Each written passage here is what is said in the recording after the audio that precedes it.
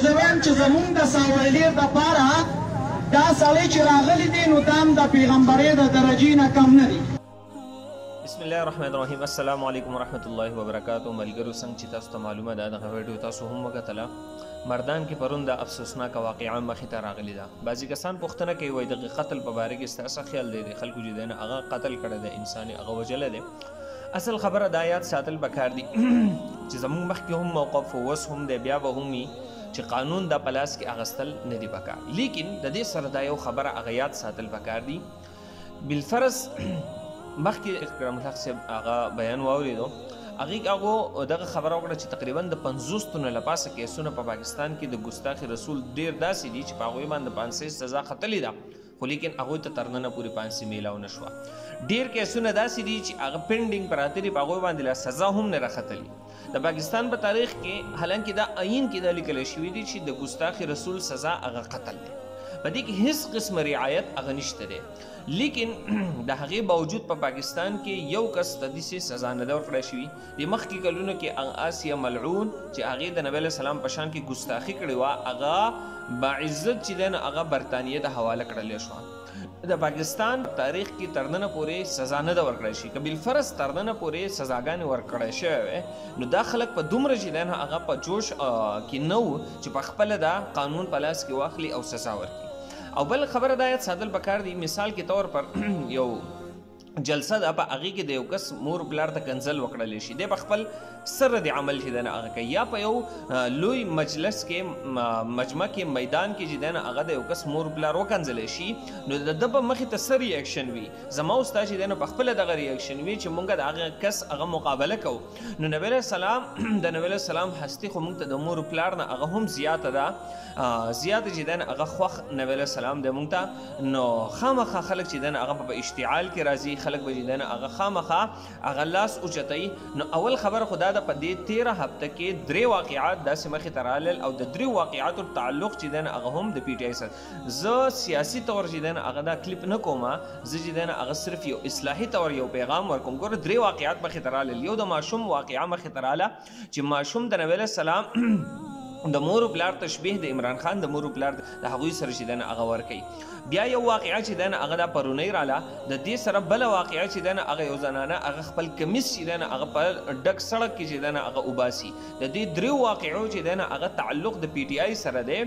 دا تعلق چې دی نه هغه په دې کې ګوره یو ګستاخي راځي، بل چې دی نه هغه کل عام فحاشي د فحاشۍ چې دی هغه اعلان دی. بیا کم زمان پاره کې کم زنانه راجمع کېږي څومره چې دی هغه د زنانو دغه فحاشي ده د کل عام عذاب طرف ته چې دی هغه دعوت هغه ورکول دي. موږ به تر اوسه پورې زموږ علماو به چغې وهلې چې په کشمیر کې د خویندو میندو لپټې چې دی هغه هلته کې د هندو فوج چې دی هغه تار کوي د هغو عزتونه، نو دلته به علماو چې دی هغه چغې وهلې.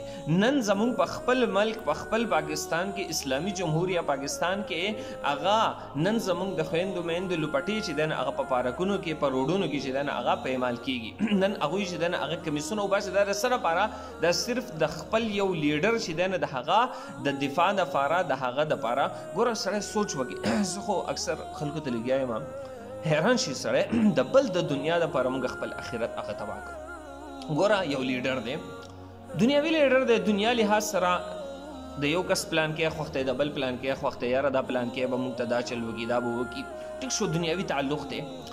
د دغې دنیاوي تعلق دپاره مثال کې طور پر ما چې دی نه هغه یو کس ته ووټ ورکړو، دغه کس چې دی نه هغه مخې ته لاړو اسمبلۍ ته لاړو، دغه کس چې دی نه دته اختیارات میلاو شول، دته فنډینګ کېږي، دته پیسې راځي، د دغې پیسو کې دی نیمې چې دی نه هغه په قوم باندې لګوي، نیمې چې دی نه هغه په خپل جیب کې ږدي. موږ په دې خپل معاشره کې هغه ډېر چې دی نه هغه داسې مثالونه ولیدل چې خلک اول داسې وي چې هغوی سره د دې درک نه لګي چې دی د ووټ دپاره ګرځي او د ده دپاره د ګاډي چې دی نه هغه پیسې نه وي، ګاډی ورسره نه وي. بیا دومره حد ته ورسېږي چې په هغه علاقه کې د هغه سره چې هغه کله په اقتدار کې راشي د هغه په شان مالدار ترین کس چې دی نه هغه بیا نه وي. دا پیسې د کم طرف نه ده ته راغلي.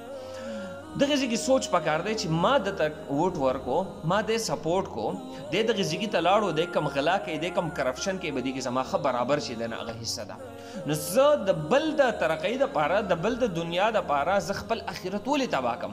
دا خبرې هم یو طرف ته کا، بیا دومره حد ته چې دی نه هغه زه ولې ورسېږم چې زه هغه د پیغمبرۍ درجې ته ورسوم، زه هغه د صحابو درجې ته هغه ورسوم، زه دومره حد ته هغه ولې رسېږم؟ ټیک ته دنیاوي لیډر دی، دنیاوي چې دی نه هغه یو عهده ولا ورکه، دنیایي او عزت ولا ورکه، دومره حد ته زه ولې چې دی نه هغه رسېږم؟ بیا وروسته چې دی نه هغه د قوم نه ګیله کول چې یاره قوم قانون په لاس کې واخیستل او قوم له داسې نه و پکار، خلکو له داسې، ټیک ته مونږ هم وایو خلکو له نه و پکار، خو مونږ له خو هم نه دی پکار چې مونږ داسې چې دی نه هغه کار وکړو چې مونږ هغه اقدار، اسلامي اقدار، اسلامي چې دی نه هغه روایات هغه مونږ پیمال کو، هغه شاته وغورځو او خپل یو لیډر چې دی نه هغه مخې ته دومره بوځو چې هغه د پیغمبرۍ او د صحابیت درجې ته چې دی نه هغه ورسو. د هغه مور و پلار، هغه د نبي علیه السلام د مور و پلار سره چې دی نه هغه تشبیه ورکو، داسې حد ته هغه مونږ ولې ورسو؟ نو ټولو اورېدونکو ته زه خپل طرف نه هغه یو اصلاحي پیغام هغه دغه ورکوم چې د بل د دنیا لپاره خپل آخرت هغه تباه کول نه دي پکار.